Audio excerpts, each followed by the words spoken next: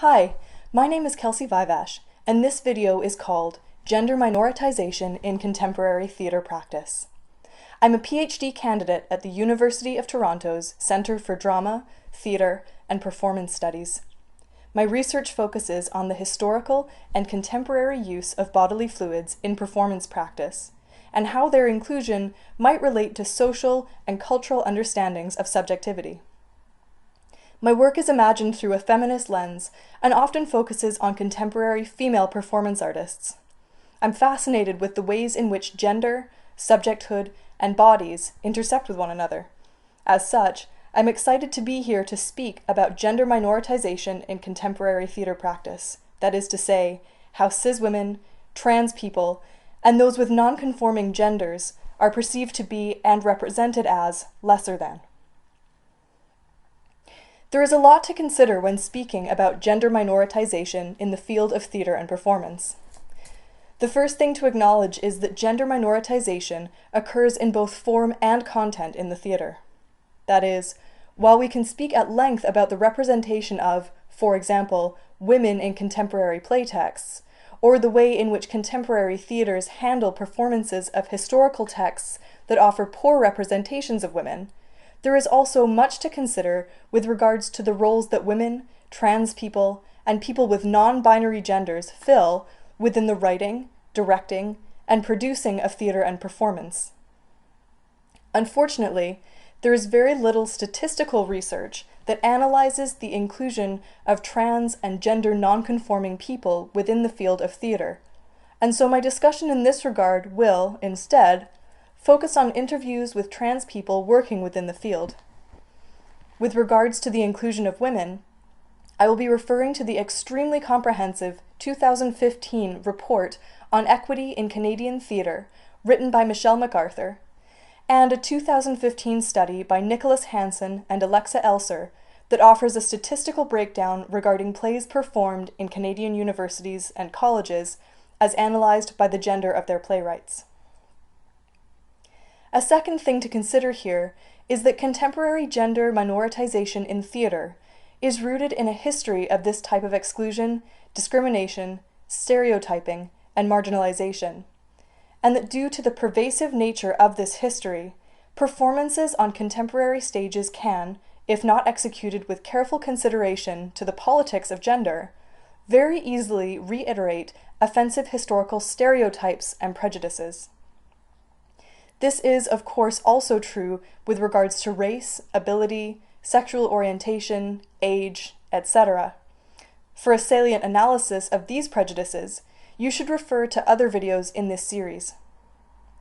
Regarding the contemporary presentation of gender in contemporary performance, however, I will be referring to the work of companies and performers whose work is particularly accomplished in this regard, and whose strategies may provide a useful starting point for others approaching texts whose gender politics are questionable. While I recognize that this short video can only present a cursory look at a huge and complex topic, I hope that it will raise important questions and provide a starting place from which to engage in further research on what is a critical and timely topic.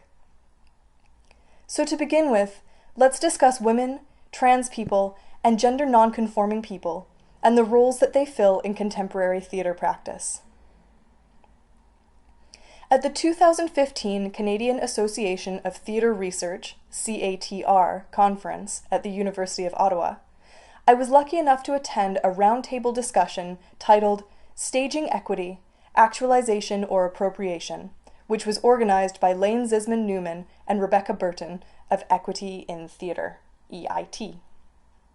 EIT describes itself as, quote, an inclusive, multifaceted, and multi-partnered initiative designed to remedy existent inequities in the cultural sector, end quote. And their work over the last year has been instrumental in publicizing the often bleak research that discusses and analyzes gender equity in theatre.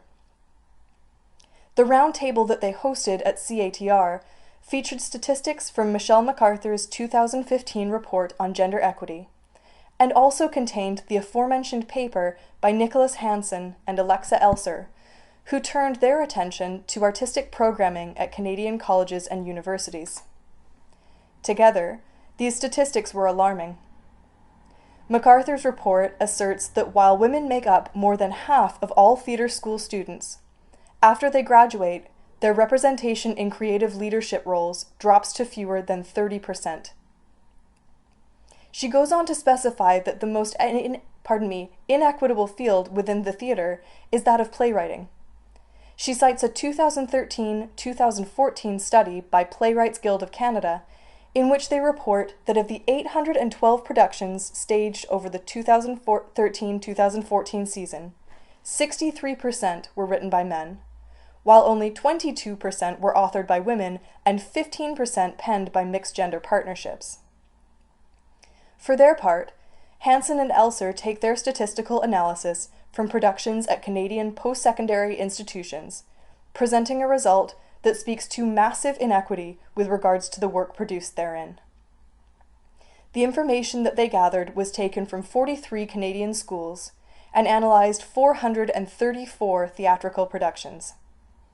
Of these, 74% were male-authored, 18% were written by women, and 8% emerged from mixed-gender partnerships.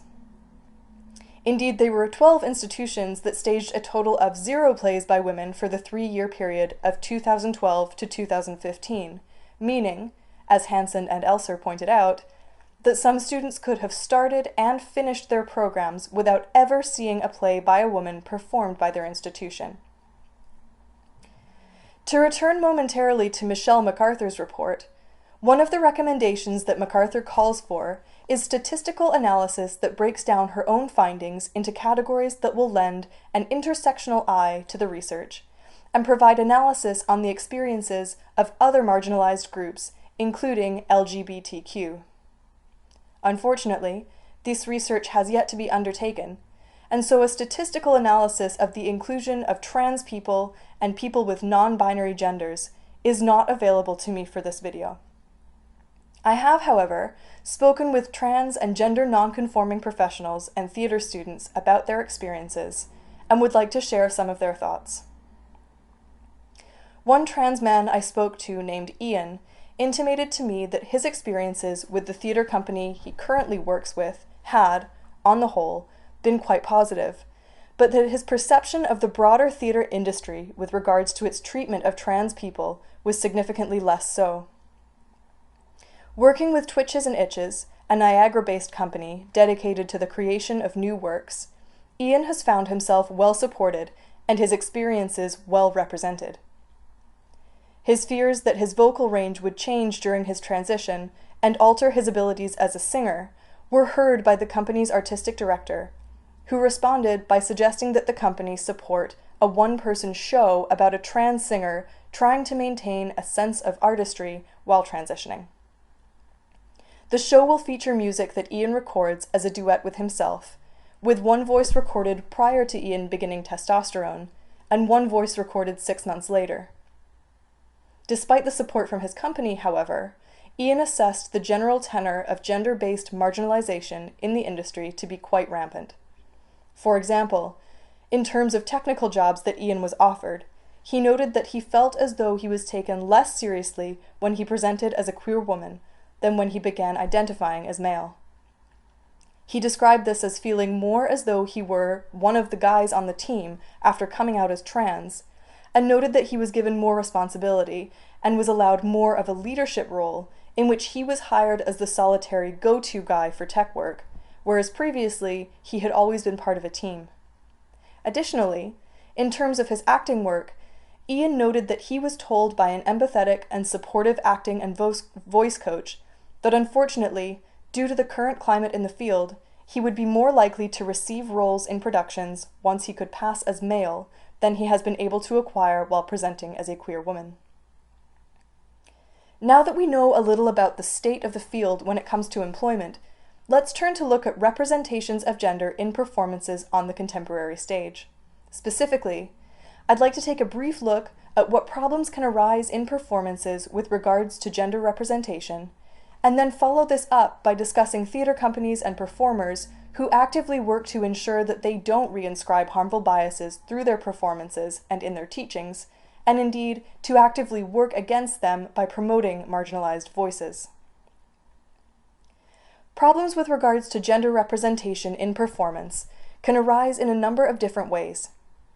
Firstly, historical texts that are not treated with a sufficiently critical eye can operate to perpetuate harmful gender stereotypes when performed on contemporary stages.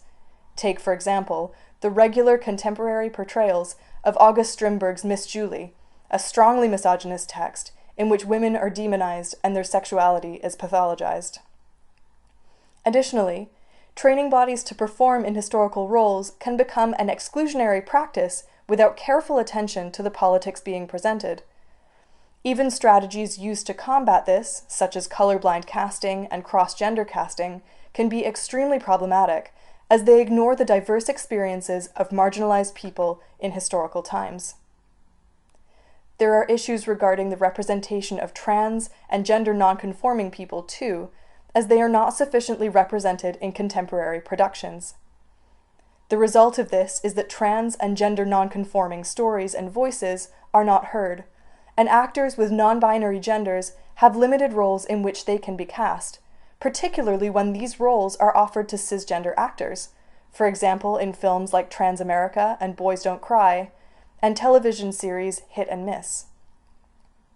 Finally, issues with the sexualization of women, particularly women of color, persist in some contemporary performances of both historical and contemporary texts. Women are regularly depicted as either virginal, matronly, or promiscuous, and this reliance on sexuality to frame female characters is made further demeaning by the gratuitous sexualization of female bodies that happens so regularly in theater and film. There are, however, a number of theater initiatives whose work actively opposes these exclusions, erasures, and poor representations. Urban Curves is a theater company based in Calgary, Alberta, whose mandate is to, quote, invest in and celebrate women's perspectives, stories, and experiences through the art of theater, and to advocate for an artistic ecology that recognizes the bravery and excellence of its female contributors, end quote. Their work focuses not only on their annual Girls Gone Wild, that's Wild with an E, festival, a week-long event that includes performances, staged readings, discussions, and workshops, but also community initiatives such as the Take Back Halloween event, which constitutes a feminist Halloween party that eschews the sexualized and demeaning costumes in the girls' aisle, opting instead for a celebration of superheroines and a feminist costume contest. Alumni Theatre, based in Toronto, Ontario, is another company whose mission is the advancement of women in theatre through skill development initiatives and active promotion. Their season each year consists of 3 main stage productions, as well as the Fireworks Play Series and the New Ideas Festival, which consists entirely of new works. The company also hosts the New Ideas Group to foster relationships between emerging and established women playwrights, and to offer a space in which to share and support writing. Additionally, the field of performance art has proven an exciting venue for female, trans, and gender non-conforming artists to enact self-representations and share embodied experiences with spectators. The work of Toronto's Jess Dobkin, for example, displaces stale concepts regarding female bodies and sexuality during motherhood. For example, her performance entitled Fee for Service, which took place at Nuit Blanche in 2006, featured Dobkin sitting in a secluded booth in which attendees were invited to enter, one at a time, and after verbally negotiating the terms of the performance, sharpen a pencil using an electric pencil sharpener that Dobkin had inserted into her vagina. The performance, while perhaps shocking in its content, speaks to issues of consent, bodily autonomy, and the female genital shame that is endemic in our culture. Trans performer Laszlo Perlman's works similarly disassemble presumptions and myths about bodies, in this case, the body of a trans man. In his piece Dance Me to the End of Love, which I saw performed at the Tapper Conference in 2012, Perlman invited audience members into a sensually lit room where he slowly removed his clothing, offered flowers to audience members, and danced with them.